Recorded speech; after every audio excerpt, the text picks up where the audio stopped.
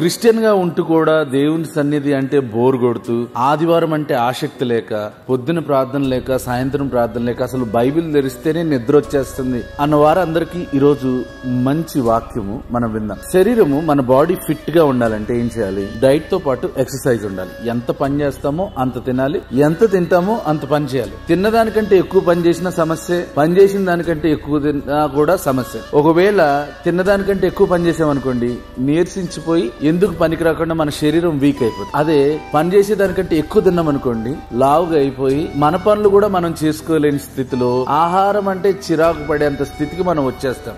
ఆత్మీయ జీవితం కూడా ఫిట్ గా ఉండాలంటే విన్న వాక్యాన్ని పాటించాలి. ప్రతి ఆదివారం మనం వినే దేవుని వాక్యము కేవలం వినడానికి కాదు, దాన్ని పాటించడానికి. వాక్యము చదవడం, పాటించడం.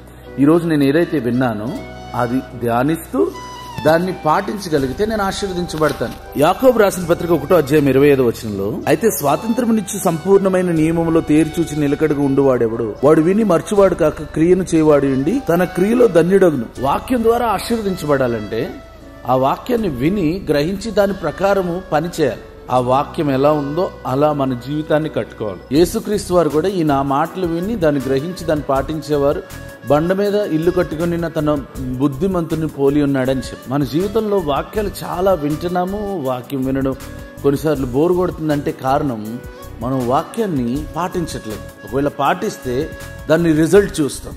రిజల్ట్ చూస్తే పాటించకుండా ఉండలేం, వినకుండా ఉండలేం.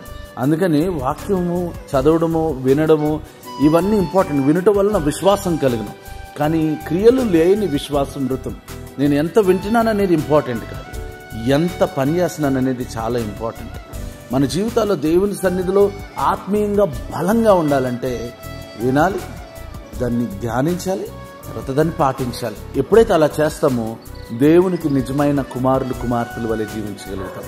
కాబట్టి మీరందరూ కూడా ఆత్మీయంగా బలపడాలని మనస్ఫూర్తిగా కోరుకుంటూ ఈరోజు దేవుని వాక్యాన్ని విని దాన్ని మీ జీవితాల్లో అనేకులు కనబడే విధంగా సాక్ష్య రూపంలో, మీ పని రూపంలో చూపించి ధన్యులుగా ఉందురుగాక.